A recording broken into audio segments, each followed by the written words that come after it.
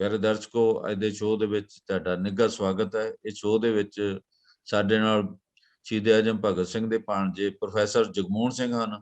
ਉਹਨਾਂ ਦੀ ਕੁਰਬਾਨੀ, ਉਹਨਾਂ ਦੇ ਨਾਲ ਰਾਜਗੁਰੂ ਸੁਖਦੇਵ ਨੇ ਜਿਹੜੀਆਂ ਦੇਸ਼ ਲਈ ਕੁਰਬਾਨੀਆਂ ਕੀਤੀਆਂ, ਦੇਸ਼ ਲਈ ਘਾਲਣਾ ਘਾਲੀ ਹੈ, ਤੇ ਅੱਜ ਪੂਰਾ ਦੇਸ਼ ਉਹਨਾਂ ਦਾ ਸ਼ਹੀਦੀ ਦਿਵਸ ਮਨਾ ਰਿਹਾ। ਤੇ ਪੰਜਾਬ ਸਰਕਾਰ ਨੇ ਕੱਲ ਵਿਧਾਨ ਸਭਾ 'ਚ ਐਲਾਨ ਕੀਤਾ ਸੀਗਾ ਅੱਜ ਦੀ ਛੁੱਟੀ ਕਰਨ ਦਾ, ਉਸ ਦੇ ਨਾਲ ਹੀ ਸ਼ਹੀਦ ਦਾ ਬੁੱਤ ਵਿਧਾਨ ਸਭਾ 'ਚ ਲਾਉਣ ਦਾ। ਤੇ ਉਹ ਇਸ ਐਲਾਨ ਨੂੰ ਕਿਵੇਂ ਦੇਖਦੇ ਆ? ਪਹਿਲੀ ਵਾਰੀ ਹੈ ਮੇਰੇ ਖਿਆਲ ਬੜੇ ਲੰਮੇ ਅਰਸੇ ਬਾਅਦ ਪੰਜਾਬ ਦੇ ਵਿੱਚ ਜਿਹੜੀ ਛੁੱਟੀ ਦੀ ਮੰਗ ਹੁੰਦੀ ਰਹੀ ਹੈ, ਅੱਜ ਛੁੱਟੀ ਕੀਤੀ ਗਈ ਹੈ। ਤੇ ਅੱਜ ਜਿਹੜੇ ਪੰਜਾਬ ਦੇ ਮੁੱਖ ਮੰਤਰੀ ਆ ਉਹ ਪਹਿਲਾਂ ਹਸੈਨੀਵਾਲਾ ਜਾਣਗੇ, ਉਸ ਤੋਂ ਬਾਅਦ ਖਟਕਲ ਕਲਾਂ ਆਉਣਗੇ, ਤੇ ਵੱਖ-ਵੱਖ ਥਾਵਾਂ ਦੇ ਉੱਪਰ ਜਿਹੜਾ ਇਹ ਦਿਨ ਮਨਾਇਆ ਜਾ ਰਿਹਾ। ਤੇ ਪ੍ਰੈਸ ਸਾਹਿਬ, ਤੁਸੀਂ ਅੱਜ ਦੇ ਦਿਨ ਤੇ ਕੀ ਕਹਿਣਾ ਚਾਹੁੰਦੇ ਹੋ? ਨਹੀਂ, ਮੈਂ ਸਮਝਦਾ ਕਿ ਚਲੋ ਇਹ ਸ਼ੁਭ ਸੰਕੇਤ ਨੇ ਕਿ ਆਪਣੇ ਆਪ ਨੂੰ ਉਸ ਆਦਰਸ਼ ਦੇ ਨਾਲ ਮਤਲਬ ਸਨਮੁਖ ਕੀਤਾ ਜਾ ਰਿਹਾ ਹੈ, ਪੰਜਾਬ ਨੂੰ ਹੀ ਨਹੀਂ ਸਾਰੇ ਹਿੰਦੁਸਤਾਨ ਨੂੰ। ਔਰ ਮੇਰਾ ਉਹਦੇ ਵਿੱਚ ਇੱਕ ਹੀ ਸਲਾਹ ਹੈ ਕਿ ਇੱਕ ਤਾਂ ਕਿ ਉਹ ਅਟੋਪੀਅਨ ਡ੍ਰੀਮਰ ਨਹੀਂ ਸਨ। ਮਤਲਬ ਬਾਬਾ ਸਾਹਿਬ ਅੰਬੇਦਕਰ ਤੇ ਭਗਤ ਸਿੰਘ ਵਿਜ਼ਨਰੀ ਸੀ, ਉਹਨਾਂ ਨੇ ਇੱਕ ਦ੍ਰਿਸ਼ਟੀ ਦਿੱਤੀ ਸਾਨੂੰ, ਔਰ ਜਿਹਦੇ ਵਿੱਚ ਜਿਹੜੀਆਂ ਮੂਲ ਸਮੱਸਿਆਵਾਂ ਸੀ ਉਹਨਾਂ ਦਾ ਸਮਾਧਾਨ ਕਿਵੇਂ ਹੋਵੇ, ਉਹਨਾਂ ਦਾ ਮਤਲਬ ਹੱਲ ਕਿਵੇਂ ਨਿਕਲੇ, ਇਹਦੇ ਉੱਤੇ ਭਗਤ ਸਿੰਘ ਹੁਣਾਂ ਦੀ ਤੇ ਬਾਬਾ ਸਾਹਿਬ ਅੰਬੇਦਕਰ ਦੀ ਕੰਟੀਨਿਊਟੀ ਵੀ ਹੈ। ਤੋ ਇੱਕ ਤਾਂ ਹੈ ਕਿ ਇਹ ਸਿੰਬਲ ਦੇ ਤੌਰ ਤੇ ਬਹੁਤ ਵਧੀਆ ਹੈ, ਔਰ ਨਾਲ ਹੀ ਇਹ ਹੈ ਕਿ ਵੀ ਜੇ ਤੁਸੀਂ ਉਸ ਵਿਜ਼ਨ ਨੂੰ ਸਮਝੋਗੇ ਤੇ ਫਿਰ ਤੁਹਾਡੇ ਵਾਸਤੇ ਇੱਕ ਦਿਸ਼ਾ ਨਿਰਦੇਸ਼ ਵੀ ਹੋਏਗਾ ਕਿ ਇਹਨਾਂ ਨੂੰ ਕਿਵੇਂ ਕਰਨਾ ਹੈ। ਜਿਵੇਂ ਭਗਤ ਸਿੰਘ ਹੁਣਾਂ ਨੇ 1924 ਵਿੱਚ ਨੌਜਵਾਨ ਲਹਿਰ ਖੜੀ ਕੀਤੀ, ਔਰ ਇਹ ਹੈ ਕਿ ਸੁਭਾਸ਼ ਉਹਨਾਂ ਨੂੰ ਹਮੇਸ਼ਾ ਇਹ ਕਹਿ ਕੇ ਟ੍ਰਿਬਿਊਟ ਪੇ ਕਰਦੇ ਰਹੇ ਕਿ ਭਗਤ ਸਿੰਘ ਉਹ ਜਿਹਨੇ ਨੌਜਵਾਨ ਭਾਰਤ ਸਭਾ ਵਰਗੀ ਨੌਜਵਾਨ ਲਹਿਰ ਖੜੀ ਕੀਤੀ, ਜਿਹਨੇ ਸਾਰੇ ਹਿੰਦੁਸਤਾਨ ਦੇ ਨੌਜਵਾਨਾਂ ਨੂੰ ਬੜਾ ਉਤਸ਼ਾਹਿਤ ਕੀਤਾ। ਔਰ ਉਹਦੇ ਆਧਾਰ ਸਨ ਕਿ ਨੌਜਵਾਨਾਂ ਦੇ ਦਿਮਾਗ ਵਿੱਚੋਂ ਧਾਰਮਿਕ ਵਿਤਕਰਾ ਤੇ ਜਾਤ ਦਾ ਵਿਤਕਰਾ ਜਿਹੜਾ ਹੈ ਉਹ ਉਹਨਾਂ ਦੇ ਦਿਮਾਗ ਚੋਂ ਨਿਕਲਣਾ ਚਾਹੀਦਾ ਹੈ। ਔਰ ਜਿਹੜੀ ਵੀ ਉਹਨਾਂ ਦੀ ਵਿਗਿਆਨਕ ਸੋਚ, ਜਿਹਦਾ ਮਤਲਬ ਇਹ ਸੀ ਕਿ ਹਰ ਚੀਜ਼ ਜੋ ਵਾਪਰ ਰਹੀ ਹੈ ਉਹਦੇ ਕਾਰਨ ਨੂੰ ਸਮਝੋ ਤਾਂ ਤੁਸੀਂ ਉਹਦਾ ਹੱਲ ਕੱਢ ਸਕਦੇ ਹੋ। ਔਰ ਚੌਥੀ ਜਿਹੜੀ ਉਹਨਾਂ ਨੇ ਕਿਹਾ ਕਿ ਵੀ ਐਕਚੁਅਲੀ ਅੰਗਰੇਜ਼ ਰਾਜ ਦਾ ਜਿਹੜਾ ਸਾਡੇ ਤੇ ਸਭ ਤੋਂ ਵੱਡਾ ਸ਼ਰਾਪ ਹੈ ਉਹ ਨਾ ਬਰਾਬਰੀ ਹੈ। ਔਰ ਇਹ ਹੈਰਾਨੀ ਹੁੰਦੀ ਹੈ ਕਿ ਜਦੋਂ ਪਿਕਟੀ ਇਹ ਅਬਜ਼ਰਵ ਕਰਦਾ ਹੈ ਕਿ 20ਵੇਂ ਦਹਾਕੇ ਦੀ ਜਿਹੜੀ ਨਾ ਬਰਾਬਰੀ ਹੈ ਉਹ ਤੁਹਾਡੀ 2016 ਵਿੱਚ ਵੀ ਉਸ ਲੈਵਲ ਤੇ ਪਹੁੰਚ ਗਈ ਹੈ। ਇਹਦਾ ਮਤਲਬ ਅਸੀਂ ਇੰਨੇ ਸਾਲਾਂ ਬਾਅਦ ਵੀ ਪ੍ਰੋਗਰੈਸ ਪੋਜ਼ਿਟਿਵ ਸਾਈਡ ਤੇ ਕਰਨ ਦੀ, ਔਰ ਉਹਦਾ ਬਹੁਤ ਵੱਡਾ ਕਾਰਨ ਇਹ ਹੈ ਕਿ ਬਾਬਾ ਸਾਹਿਬ ਅੰਬੇਦਕਰ ਨੇ ਸਮਾਜਿਕ ਨਿਆਂ, ਜਿਸ ਸਮਾਜਿਕ ਨਿਆਂ ਦੀ ਨੀਂਹ ਭਗਤ ਸਿੰਘ ਹੁਣਾਂ ਰੱਖੀ, ਉਹਨੂੰ ਉਹਨਾਂ ਨੇ ਸੰਵਿਧਾਨ ਵਿੱਚ ਇੱਕ ਚੌਥੇ ਚੈਪਟਰ ਵਿੱਚ ਦਿੱਤਾ ਕਿ ਸਰਕਾਰਾਂ ਨੂੰ ਨੀਤੀ ਬਣਾਉਣ ਵੇਲੇ ਕਿਹੜੀ ਚੀਜ਼ ਦਾ ਖਿਆਲ ਰੱਖਣਾ ਚਾਹੀਦਾ ਹੈ ਤਾਂ ਕਿ ਸਮਾਜਿਕ ਨਿਆਂ ਹੋਵੇ। ਔਰ ਉਸ ਚੈਪਟਰ ਨੂੰ ਹਮੇਸ਼ਾ ਨੈਗਲੈਕਟ ਕੀਤਾ ਗਿਆ ਹੈ। ਉਹਦੇ ਵਿੱਚ ਹੈ ਕਿ ਹਰ ਬੱਚੇ ਨੂੰ ਪੜ੍ਹਾਈ ਦਾ ਜਿਹੜਾ ਹੈ ਸਰਕਾਰੀ ਜ਼ਿੰਮੇਵਾਰੀ ਹੋਣੀ ਚਾਹੀਦੀ ਹੈ ਸਰਕਾਰਾਂ ਦੀ ਕਿ ਉਹ ਉਹਨੂੰ ਪੜਾਉਣ, ਸਿਹਤ ਦਾ ਪੜਾਉਣ ਔਰ ਜੌਬਸ ਦਾ ਕਰਨ। ਤਾਂ ਮੈਨੂੰ ਲੱਗਦਾ ਕਿ ਉਹ ਬਹੁਤ ਕੁਛ ਜਦੋਂ ਅਸੀਂ ਇਹਨਾਂ ਦੋ ਆਦਰਸ਼ਕ ਬੰਦਿਆਂ ਨੂੰ ਰੱਖ ਰਹੇ ਹਾਂ ਤੇ ਮੈਨੂੰ ਲੱਗਦਾ ਕਿ ਉਹਦੇ ਵਿੱਚ ਵੀ ਗਾਂ ਉਹਨਾਂ ਦੇ ਉਸ ਜਿਹੜਾ ਵਿਜ਼ਨ ਹੈ, ਜਿਹੜਾ ਉਹਨਾਂ ਦੀ ਦ੍ਰਿਸ਼ਟੀ ਹੈ, ਉਹਨੂੰ ਵੀ ਖਿਆਲ 'ਚ ਰੱਖਿਆ ਜਾਏਗਾ। ਮਤਲਬ ਇਹ ਹੈ ਕਿ ਬੁੱਤ ਲਾਉਣ ਦਾ ਮਤਲਬ ਜਿਵੇਂ ਪੁਰਾਣਾ ਕਿ ਉਹ ਤੁਹਾਨੂੰ ਯਾਦ ਕਰਾਉਂਦਾ ਹੈ, ਲੇਕਿਨ ਜੇ ਰੂਹ ਨਾ ਹੋਈ ਤੇ ਉਹ ਫਿਰ ਬੁੱਤ ਰਹਿ ਜਾਏਗਾ। ਰੂਹ ਜਿਹੜੀ ਹੈ ਉਹ ਇਹ ਸਮਾਜਿਕ ਨਿਆਂ ਪ੍ਰਤੀ ਸਾਡੀ ਜਿਹੜੀ ਜ਼ਿੰਮੇਵਾਰੀਆਂ ਹੈਗੀਆਂ ਨੇ ਉਹ ਹੈਗੀਆਂ ਨੇ। ਔਰ ਮੈਨੂੰ ਲੱਗਦਾ ਕਿ ਇੱਕ ਜਿਹੜੀ ਬਸੰਤ ਆਈ ਹੈ, ਕਿਉਂਕਿ ਮੈਂ ਇਹ ਵੀ ਕਹਿਣਾ ਚਾਹੁੰਦਾ ਕਿ ਸਾਨੂੰ ਪੀਲੇ ਰੰਗ ਤੇ ਬਸੰਤੀ ਰੰਗ 'ਚ ਫਰਕ ਪਤਾ ਕਰਨਾ ਚਾਹੀਦਾ। ਕਿਉਂਕਿ ਪੀਲਾ ਰੰਗ ਜਿਹੜਾ ਉਹ ਪਤਝੜ ਦਾ ਹੁੰਦਾ, ਉਹ ਨਿਰਾਸ਼ਾ ਦਾ ਰੰਗ ਹੈ, ਜਿਹੜਾ ਕਿ ਬਸੰਤੀ ਰੰਗ ਹੈ ਜਿਹਦੇ 'ਚ ਹਰਾ ਮਿਕਸ ਹੁੰਦਾ ਹੈ। ਪੀਲੇ 'ਚ ਹਰਾ ਮਿਕਸ ਹੁੰਦਾ ਤੇ ਉਹ ਬਸੰਤੀ ਬਣਦਾ ਹੈ। ਔਰ ਬਸੰਤ ਨਵੇਂ ਮੌਸਮ ਦੀ, ਨਵੀਂ ਫੁਟਾਰ ਦੀ। ਤੇ ਮੈਂ ਕਿਸੇ ਨੂੰ ਇਹ ਕਹਿ ਰਿਹਾ ਸੀ ਕਿ ਹੁਣ ਇਹ ਦੇਖਣਾ ਕਿ ਜਿਹੜੀ ਨਵੀਂ ਪੋਫਟ ਆਈ ਹੈ ਇਹਨੂੰ ਅਸੀਂ ਫਲਾਂ ਤੱਕ ਲੈ ਜਾਈਏ। ਉਹਦੇ ਵਾਸਤੇ ਸਾਰਿਆਂ ਨੇ ਨਰਿਸ਼ ਕਰਨਾ ਹੈ। ਇਹ ਸਿਰਫ ਇੱਕ ਬੰਦੇ ਦੀ ਡਿਊਟੀ ਨਹੀਂ ਹੈ, ਇਹ ਸਾਡੀ ਸਾਰਿਆਂ ਦੀ ਡਿਊਟੀ ਹੈ ਕਿ ਭਵਿੱਖ ਵਿੱਚ ਅਸੀਂ ਉਹਨੂੰ ਨਰਿਸ਼ ਕਰੀਏ ਔਰ ਉਹ ਉਸ ਫਰੂਟ ਤੱਕ ਪਹੁੰਚੇ ਜਿਹੜੀ ਸਮਰਥਾ ਹਰ ਬੰਦੇ ਵਿੱਚ ਹੈ, ਜਿਹੜਾ ਜੋਸ਼ ਅੱਜ ਨੌਜਵਾਨਾਂ ਨੇ ਔਰ ਖਾਸ ਤੌਰ ਤੇ ਪੰਜਾਬ ਵਿੱਚ ਔਰਤਾਂ ਨੇ ਦਿਖਾਇਆ, ਉਹਨੂੰ ਸਾਂਭ ਕੇ ਉਸ ਫਰੂਟਫੁਲ ਡਾਇਰੈਕਸ਼ਨ ਵਿੱਚ ਲਿਜਾਣ ਦੀ ਲੋੜ ਹੈ। ਔਰ ਮੈਨੂੰ ਇਹ ਵੀ ਲੱਗ ਰਿਹਾ ਸੀ ਕਿ 2024 ਵਿੱਚ ਭਗਤ ਸਿੰਘ ਹੁਣਾਂ ਦੀ ਉਸ ਨੌਜਵਾਨ ਲਹਿਰ ਦਾ 100 ਸਾਲਾ ਹੋਣਾ ਹੈ। ਸ਼ਤਾਬਦੀ ਆ ਰਹੀ ਹੈ। ਨੌਜਵਾਨਾਂ ਨੂੰ ਉਹਦੇ ਵਾਸਤੇ ਤਿਆਰ ਕਰਨ ਦੀ ਵਿੱਚ ਲੱਗਣਾ ਚਾਹੀਦਾ। ਤੇ ਪ੍ਰੈਸ ਸਾਹਿਬ, ਉਹਨਾਂ ਦੇ ਨਾਲ ਭਗਤ ਸਿੰਘ ਹੁਣਾਂ ਦੇ ਨਾਲ ਰਾਜਗੁਰੂ ਸੁਖਦੇਵ ਨੇ ਵੀ ਸ਼ਹਾਦਤਾਂ ਦਿੱਤੀਆਂ, ਉਹਨਾਂ ਬਾਰੇ ਤੁਸੀਂ ਕੀ ਕਹਿਣਾ ਚਾਹੁੰਦੇ ਹੋ?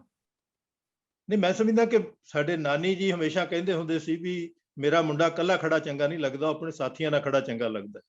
ਤੋ ਇੱਕ ਪਿਰਤ ਜਿਹੜੀ ਹੈ ਉਹਨਾਂ ਨੇ ਸ਼ੁਰੂ ਕੀਤੀ, ਜਿਹਦੇ ਤੋਂ ਮੈਂ ਆਪਣੇ ਤੌਰ ਤੇ ਖਟਕੜ ਕਲਾਂ ਵਿੱਚ ਤਿੰਨਾਂ ਦੇ ਬੁੱਤ ਲਾਏ, ਔਰ ਉਹਦਾ ਥੀਮ ਵੀ ਇਹ ਹੈ, ਭਗਤ ਸਿੰਘ ਨੇ ਕਿਹਾ ਸੀ ਵੀ ਜੋਸ਼ ਦੇ ਨਾਲ ਹੋਸ਼ ਚਾਹੀਦੀ, ਕਿ ਜੇ ਤੁਹਾਡਾ ਇੱਕ ਹੱਥ ਜੋਸ਼ 'ਚ ਉੱਠਿਆ ਹੋਇਆ ਹੈ ਤੇ ਦੂਜਾ ਹੱਥ ਕਿਤਾਬ ਹੋਣੀ ਚਾਹੀਦੀ ਹੈ, ਤਾਂ ਕਿ ਤੁਸੀਂ ਪੜ੍ਹ ਕੇ ਮਤਲਬ ਉਹਨੂੰ ਕਰ ਸਕੋ। ਤੋ ਮਤਲਬ ਇਹਦੇ 'ਚ ਉਹਨਾਂ ਨੂੰ ਨਾਲ ਲੈ ਕੇ ਚੱਲਣਾ ਚਾਹੀਦਾ। ਔਰ ਖਾਸ ਤੌਰ ਤੇ ਕਿਉਂਕਿ ਜਦੋਂ ਅੰਗਰੇਜ਼ਾਂ ਨੇ ਵੀ ਇੱਕੋ ਚਿਖਾ ਬਣਾਈ, ਇੱਕੋ ਵਿਚਾਰ ਵਿੱਚ ਉਹਨਾਂ ਨੇ ਤਿੰਨਾਂ ਨੇ ਆਪਣੇ ਆਪ ਨੂੰ ਭਸਮ ਕੀਤਾ ਔਰ ਸਾਰੀ ਜ਼ਿੰਦਗੀ ਚਲਾਈ। ਔਰ ਅੱਜ ਵੀ ਗੱਲ ਹੋ ਰਹੀ ਸੀ ਕਿ ਐਕਚੁਅਲੀ ਭਗਤ ਸਿੰਘ ਨੂੰ ਕੱਲਿਆ ਕਰਕੇ ਅਸੀਂ ਵਿਅਕਤੀਵਾਦਤਾ ਵੱਲ ਨੂੰ ਵੱਧਦੇ ਹਾਂ, ਜਿਹੜਾ ਕਿ ਭਗਤ ਸਿੰਘ ਤੇ ਉਹਨਾਂ ਦੇ ਸਾਥੀਆਂ ਦਾ ਵਿਚਾਰ ਕਦੀ ਨਹੀਂ ਸੀ। ਭਗਤ ਸਿੰਘ ਸਾਥੀਆਂ ਨਾਲ ਹੈ, ਜਦੋਂ ਕਿਤੇ ਉਹਨਾਂ ਨੂੰ ਇੱਕ ਥਾਂ ਉਹਨਾਂ ਨੂੰ ਸਾਈਨ ਕਰਨੇ ਪਏ ਤੇ ਉਹ ਭਗਤ ਸਿੰਘ ਦੱਤ ਕਰਕੇ ਕਰਦੇ, ਆਪਣੇ ਆਪ ਨੂੰ ਕੱਲਿਆ ਨਹੀਂ ਕਰਦੇ। ਤੋ ਉਹਨਾਂ ਦੀ ਸਪਿਰਿਟ ਜਿਹੜੀ ਹੈ, ਉਹਨੂੰ ਅੱਜ ਦੇ ਨੌਜਵਾਨ ਨੂੰ ਇਹ ਦੱਸਣ ਦੀ ਵੀ ਲੋੜ ਹੈ ਕਿ ਵਿਅਕਤੀਵਾਦਤਾ 'ਚ ਨਹੀਂ ਹੋਣਾ, ਨਾ ਇਹ ਸਾਡਾ ਜਿਹੜਾ ਸਿਸਟਮ ਵੀ ਹੈ, ਕਿਉਂਕਿ ਟੀਮ ਵਰਕ ਜਿਹੜੀ ਹੈ। ਔਰ ਮੈਂ ਸਮਝਦਾ ਇਹ ਸੁਨੇਹਾ ਗੁਰੂ ਗੋਬਿੰਦ ਸਿੰਘ ਜੀ ਸਾਨੂੰ ਦੱਸ ਗਏ ਸੀ ਕਿ ਜਦੋਂ 5 ਜਣੇ ਇਕੱਠੇ ਹੋ ਕੇ ਫੈਸਲਾ ਕਰਨਗੇ, ਉਹੀ ਠੀਕ ਫੈਸਲਾ ਹੋਏਗਾ। ਤੋ ਕਲੈਕਟਿਵ ਡਿਸੀਜਨ ਟੇਕਿੰਗ ਜਿਹੜੀ ਹੈ, ਉਹ ਭਗਤ ਸਿੰਘ ਦੇ ਵੀ ਉਸ ਪੀਰੀਅਡ ਵਿੱਚ ਰਹੀ। ਮਤਲਬ ਉਹਨਾਂ ਨੇ ਇੱਕ ਦੂਜੇ ਦੀ ਪੂਰਕਤਾ ਵੀ ਹੈ। ਜਿੱਦਾਂ ਮੈਂ ਅੱਜ ਹੀ ਕੁਛ ਮਤਲਬ ਬੜੇ ਲਿਖਾਰੀ ਉਹ ਗੱਲ ਕਰ ਰਹੇ ਸੀ, ਤੇ ਮੈਂ ਉਹਨਾਂ ਨੂੰ ਕਿਹਾ, ਮੈਂ ਕਿਹਾ ਵੀ ਜੇ ਸੁਖਦੇਵ ਨਾ ਹੁੰਦਾ ਤੇ ਭਗਤ ਸਿੰਘ ਜਿਹੜਾ ਉਹ ਭਗਤ ਸਿੰਘ ਨਹੀਂ ਸੀ ਬਣਦਾ, ਕਿਉਂਕਿ ਉਹਦਾ ਕ੍ਰਿਟੀਕ ਵੀ ਹੈ, ਉਹ ਉਹਦੇ ਤੇ ਸਵਾਲ ਕਰਦਾ ਹੈ ਹਰ ਚੀਜ਼ ਨੂੰ, ਔਰ ਉਹ ਸਵਾਲ ਦਾ ਜਵਾਬ ਭਗਤ ਸਿੰਘ ਲੱਭਦਾ ਹੈ, ਮਤਲਬ ਸੁਖਦੇਵ ਵੀ ਲੱਭਦਾ। ਤਾਂ ਉਹਨਾਂ ਦੀ ਪਰਸਨੈਲਿਟੀ ਨੂੰ ਵੀ ਨਾਲ ਰੱਖਣਾ ਬਹੁਤ ਜ਼ਰੂਰੀ ਹੈ। ਔਰ ਨੌਜਵਾਨਾਂ ਨੂੰ ਸੁਨੇਹਾ ਵੀ ਇਹ ਦੇਣ ਦੀ ਲੋੜ ਹੈ ਕਿ ਵੀ ਇਹ ਸਾਰਿਆਂ ਦਾ ਸਾਂਝਾ ਐਕਸ਼ਨ ਹੁੰਦਾ, ਕਿਸੇ ਇੱਕ ਦਾ ਨਹੀਂ ਹੁੰਦਾ। ਜਿਹੜੀ ਇਹ ਵਿਅਕਤੀਵਾਦਤਾ ਹੈ, ਇਹ ਅੱਜ ਦੇ ਸਾਡੇ ਮਤਲਬ ਜਿਹੜਾ ਚੱਲਣ ਹੈ, ਉਹਦੀ ਇੱਕ ਮਾੜੀ ਦਿਸ਼ਾ ਹੈ ਕਿ ਅਸੀਂ ਇੱਕ ਵਿਅਕਤੀ ਦੇ ਮਗਰ ਹੀ, ਔਰ ਵਿਅਕਤੀ ਵੀ ਏਦਾਂ ਸਮਝਣ ਲੱਗ ਪੈਂਦਾ ਹੌਲੀ ਹੌਲੀ ਕਿ ਮੈਂ ਹੀ ਸਭ ਕੁਝ ਹਾਂ, ਫੈਸਲੇ ਕਲੈਕਟਿਵਲੀ ਲੈਣੇ, ਮਤਲਬ ਆਪਸ ਵਿੱਚ ਵਿਚਾਰ ਹੋਣੀ। ਔਰ ਇਹ ਪਿੜਤ ਜਿਹੜੀ ਹੈ, ਇਹਨੂੰ ਪੰਜਾਬ ਨੂੰ ਮਜ਼ਬੂਤ ਕਰਨਾ ਚਾਹੀਦਾ। ਤੇ ਤੁਸੀਂ ਅੱਜ ਦੇ ਦਿਨ ਤੇ ਕੀ ਕਹਿਣਾ ਚਾਹੁੰਦੇ ਵੀ ਕੀ ਸਰਕਾਰਾਂ ਨੂੰ ਜਿਹੜਾ ਕਰਨਾ ਚਾਹੀਦਾ ਉਹਨਾਂ ਦੇ ਸ਼ਹੀਦਾਂ ਦੇ ਦਿਨ ਦੇ ਉੱਪਰ? ਮੈਂ ਸਮਝਦਾ ਕਿ ਭਗਤ ਸਿੰਘ ਉਹਨਾਂ ਦਾ ਇੱਕ ਬਹੁਤ ਹੀ ਉਹਨਾਂ ਦੀ ਕੋਟ ਹੈ ਕਿ ਅਸੀਂ ਇਤਿਹਾਸ ਦੇ ਸੰਜੀਦਾ ਵਿਦਿਆਰਥੀ ਹਾਂ, ਆਪਣੇ ਲੋਕਾਂ ਦੀਆਂ ਜਿਹੜੀਆਂ ਹਾਲਾਤ ਨੇ ਉਹਨੂੰ ਅਸੀਂ ਬੜੀ ਗਹਿਰਾਈ ਨਾਲ ਪੜ੍ਹਿਆ ਔਰ ਉਹਨਾਂ ਦੀਆਂ ਆਸ਼ਾਵਾਂ ਨੂੰ ਸਮਝਿਆ। ਤਾਂ ਮੈਂ ਅੱਜ ਵੀ ਇਹ ਲੱਗਦਾ ਕਿ ਵੀ ਸਾਨੂੰ ਵਾਪਸ ਮਤਲਬ ਪਿੰਡਾਂ ਦੇ ਲੋਕਾਂ ਨੇ ਤੁਹਾਨੂੰ ਜਿਨ੍ਹਾਂ ਨੇ ਬਣਾਇਆ ਹੈ, ਅਸੀਂ ਉਹਨਾਂ ਨਾਲ ਡਾਇਲੌਗ 'ਚ ਪਈਏ ਕਿ ਉਹ ਕੀ ਸਮਝਦੇ ਨੇ, ਕੀ ਉਹ ਆਪਣੇ ਫੈਸਲੇ ਕਰਨ ਦੇ ਕਾਬਲ ਅਗਰ ਬਣਾਵਾਂਗੇ ਤਾਂ ਮਤਲਬ ਜਿਹੜਾ ਹੈ ਮਿਲਾਉਣਾ। ਮੇਰਾ ਤੇ ਅੱਜ ਇਹੀ ਹੈ ਕਿ ਵੀ ਜਿੱਥੇ ਗ੍ਰਾਮ ਸਭਾ ਇੱਕ ਬਹੁਤ ਵੱਡਾ ਇੰਸਟੀਟਿਊਸ਼ਨ ਬਾਬਾ ਸਾਹਿਬ ਅੰਬੇਦਕਰ ਨੇ ਡਾਇਰੈਕਟਿਵ ਪ੍ਰਿੰਸੀਪਲ ਦਿੱਤਾ ਹੈ, ਜਿਹੜਾ ਕਾਨੂੰਨ ਵੀ ਬਣ ਗਿਆ, ਲੇਕਿਨ ਉਹਨੂੰ ਮਤਲਬ ਅਸੀਂ ਬਹੁਤ ਮਤਲਬ ਹੱਦ ਤੇ ਉਹਨੂੰ ਚੱਲਣ ਨਹੀਂ ਦਿੱਤਾ, ਜਿਹਦਾ ਮਤਲਬ ਇਹ ਹੈ ਕਿ ਲੋਕਾਂ ਨੂੰ ਆਪਣੀਆਂ ਲੋੜਾਂ ਇਕੱਠੇ ਬਹਿ ਕੇ ਆਪ ਵਿਚਾਰਨੀਆਂ ਚਾਹੀਦੀਆਂ। ਔਰ ਇਹੀ ਮੈਸੇਜ ਜਿਹੜਾ ਹੈ ਉਹ ਖਟਕੜ ਕਲਾਂ ਵਿੱਚ ਜਿਹੜਾ ਜੱਦੀ ਘਰ ਜਿਹਨੂੰ ਅਸੀਂ ਕਹਿੰਦੇ ਆ, ਉਹਦੇ ਵਿੱਚ ਵੀ ਬਾਬਾ ਫਤਿਹ ਸਿੰਘ ਹੁਣਾਂ ਨੇ ਮਤਲਬ ਇਹ ਦਿੱਤਾ ਸੀ ਕਿ ਵੀ ਜਿੰਨਾ ਚਿਰ ਤੱਕ ਤੁਸੀਂ ਆਪ ਇਕੱਠੇ ਬਹਿ ਕੇ ਆਪਣੀਆਂ ਸਮੱਸਿਆਵਾਂ ਨੂੰ ਨਹੀਂ ਅੰਗਦੇ, ਉਹਨਾਂ ਚਿਰ ਤੱਕ ਮਤਲਬ ਸਮਾਧਾਨ ਨਹੀਂ ਹੋਣਾ, ਕਿਉਂਕਿ ਸਰਕਾਰਾਂ ਆਉਂਦੀਆਂ ਜਾਂਦੀਆਂ ਰਹਿਣਗੀਆਂ। ਤਾਂ ਇਹ ਹੈ ਕਿ ਹੇਠੋਂ ਪਲੈਨਿੰਗ ਉੱਪਰ ਨੂੰ ਜਾਣੀ ਚਾਹੀਦੀ ਹੈ, ਨਾ ਕਿ ਉੱਪਰੋਂ ਮਤਲਬ ਜਿਹੜੀ ਪਲੈਨਿੰਗ ਹੈ ਉਹ ਹੇਠਾਂ ਨੂੰ ਆਵੇ। ਉਹ ਕਰਜ਼ੇ ਦੀ ਪਲੈਨਿੰਗ ਹੈ ਜਿਹੜੀ ਉੱਪਰੋਂ ਹੇਠਾਂ ਨੂੰ ਆਉਂਦੀ ਹੈ, ਹੇਠੋਂ ਜਿਹੜੀ ਹੈ ਉਹ ਅਸਲ ਲੋੜ ਦੀ ਪੂਰਤੀ ਦੀ ਮਤਲਬ ਹੋਏਗੀ। ਔਰ ਲੋਕਾਂ ਨੇ ਕਿਵੇਂ ਫੈਸਲੇ ਲੈਣੇ ਨੇ ਉਹਦੇ ਉੱਤੇ ਨੌਜਵਾਨਾਂ ਨੂੰ ਟ੍ਰੇਨ ਵੀ ਕੀਤਾ ਜਾ ਸਕਦਾ ਹੈ, ਤਾਂ ਕਿ ਇੱਕ ਸਾਂਝੀ ਲੋੜ ਜਿਹੜੀ ਮਤਲਬ ਉਹਨੂੰ ਪ੍ਰਾਇਓਰਟਾਈਜ਼ ਕਰਕੇ ਕੀਤਾ ਜਾਵੇ। ਤਾਂ ਮੈਨੂੰ ਲੱਗਦਾ ਕਿ ਭਗਤ ਸਿੰਘ ਦਾ ਔਰ ਬਾਬਾ ਸਾਹਿਬ ਅੰਬੇਦਕਰ ਦਾ ਇਕੱਠਿਆਂ ਸਾਡੇ ਸਾਹਮਣੇ ਹੋਣਾ ਉਸ ਸਮਾਜਿਕ ਨਿਆਂ ਦੇ ਆਦਰਸ਼ ਨੂੰ ਮਤਲਬ ਸਾਜ਼ਗਾਰ ਕਰਨ ਲਈ ਸਾਡੇ ਲਈ ਬਹੁਤ ਚੰਗੀ ਪ੍ਰੇਰਨਾ ਦੇ ਸਰੋਤ ਨੇ ਦੋਨੋਂ। ਤੁਸੀਂ ਪਰਿਵਾਰ ਚੋਂ ਤੇ ਪਰਿਵਾਰ ਦੀ ਕੋਈ ਖਾਸ ਯਾਦਗਾਰ ਜਿਹੜੀ ਭਗਤ ਸਿੰਘ ਨਾਲ ਜੁੜੀ ਹੋਈ, ਉਹਦੇ ਬਾਰੇ ਕੋਈ ਗੱਲ ਜਿਹੜੀ ਸਾਡੇ ਪਾਠਕਾਂ ਨਾਲ ਦਰਸ਼ਕਾਂ ਨਾਲ ਸਾਂਝੀ ਕਰੋ।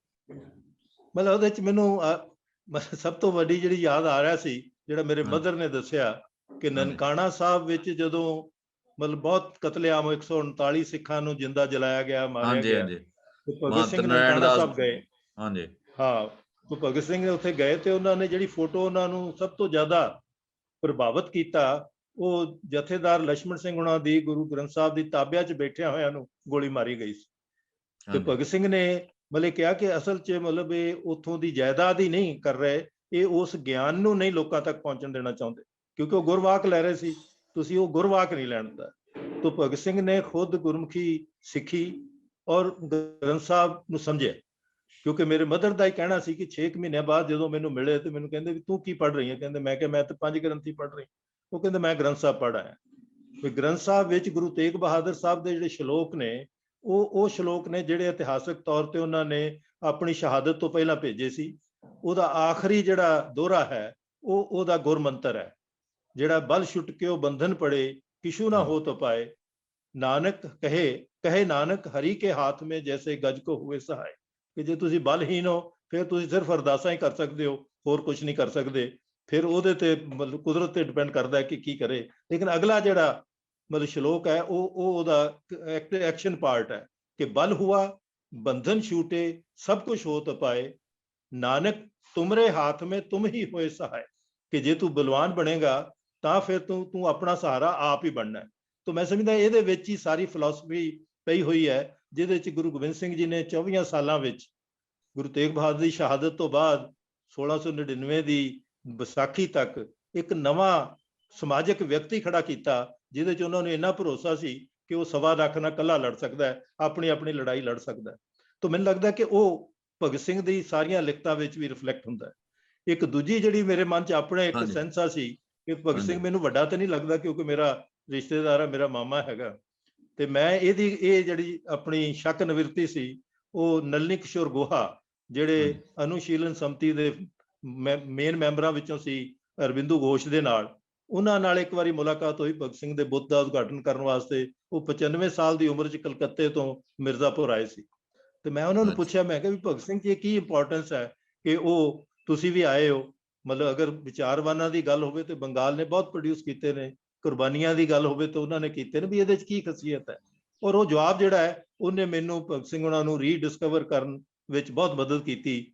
ਉਹ ਕਹਿੰਦੇ ਵੀ ਜਦੋਂ 19ਵੀਂ ਸਦੀ ਦੇ ਸ਼ੁਰੂ ਵਿੱਚ ਮਤਲਬ 20ਵੀਂ ਸਦੀ ਦੇ ਸ਼ੁਰੂ ਵਿੱਚ ਅਸੀਂ ਬਹੁਤ ਫਰਸਟ੍ਰੇਸ਼ਨ ਸੀ ਕਿਉਂਕਿ ਕੋਈ ਵੀ ਗੱਲ ਅੱਗੇ ਤੁਰ ਨਹੀਂ ਸੀ ਰਹੀ। ਅਸੀਂ ਮਤਲਬ ਇਹ ਤੇ ਲੱਭ ਲਿਆ ਸੀ ਕਿ ਵੀ ਗਰੀਬੀ ਇਸ ਕਰਕੇ ਹੈ ਕਿ ਇੱਥੋਂ ਮਤਲਬ ਲੁੱਟ ਹੁੰਦੀ ਹੈ ਤੇ ਆਪਣਾ ਸਵਰਾਜ ਹੋਣਾ ਚਾਹੀਦਾ ਹੈ। ਕਿਸਾਨ ਮੰਦਭਾਗੀ ਇਸ ਕਰਕੇ ਹੈ ਕਿ ਉਹਦੇ ਹੱਥ ਨੂੰ ਮਤਲਬ ਜਿੰਨਾ ਕੰਮ ਚਾਹੀਦਾ ਉਹ ਨਹੀਂ ਮਿਲਦਾ ਔਰ ਉਹ ਮਤਲਬ ਸੰਕਟ ਵਿੱਚ ਹੈ। ਤੇ ਕਹਿੰਦੇ ਲੇਕਿਨ ਉਹਦੇ ਵਿੱਚੋਂ ਜਵਾਬ ਕੋਈ ਨਹੀਂ ਸੀ ਆ ਰਿਹਾ। ਲੇਕਿਨ ਲੋਕਾਂ 'ਚ ਨਿਰਾਸ਼ਾ ਜਾਰੀ ਸੀ। ਉਹ ਨਿਰਾਸ਼ਾ ਨੂੰ ਤੋੜਨ ਲਈ ਸਾਡੇ ਜਿਹੜੇ ਨੌਜਵਾਨ ਨੇ ਉਹਨਾਂ ਨੇ ਕੁਝ ਐਕਸ਼ਨ ਕੀਤੇ। ਲੇਕਿਨ ਭਗਤ ਸਿੰਘ ਤੇ ਉਹਨਾਂ ਦੇ ਸਾਥੀ ਜਦੋਂ ਸਟੇਜ ਤੇ ਆਏ ਤੇ ਉਹਨਾਂ ਦੀ ਮੋਟੀਵੇਟਿੰਗ ਫੋਰਸ ਲੋਕਾਂ ਪ੍ਰਤੀ ਪ੍ਰੇਮ ਸੀ।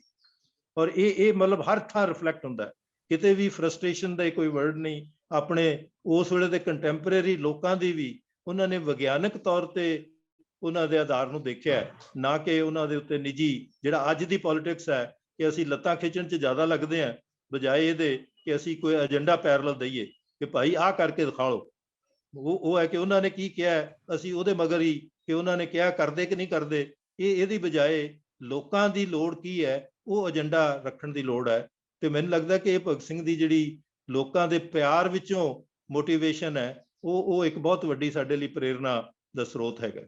ਸਾਹਿਬ ਸੰਖੇਪ ਦੇ ਵਿੱਚ ਇੱਕ ਟਿੱਪਣੀ ਕਰਕੇ ਤੁਸੀਂ ਆਪਣੀ ਗੱਲ ਜਿਹੜੀ ਆ ਸਮਾਪਤ ਕਰੋ। ਉਹਦੇ 'ਚ ਪੰਜਾਬ ਸਰਕਾਰ ਨੇ ਜਿਹੜੇ ਕਦਮ ਚੁੱਕੇ ਉਹਨਾਂ ਦਾ ਜ਼ਿਕਰ ਕਰਦੇ ਸੰਖੇਪ 'ਚ।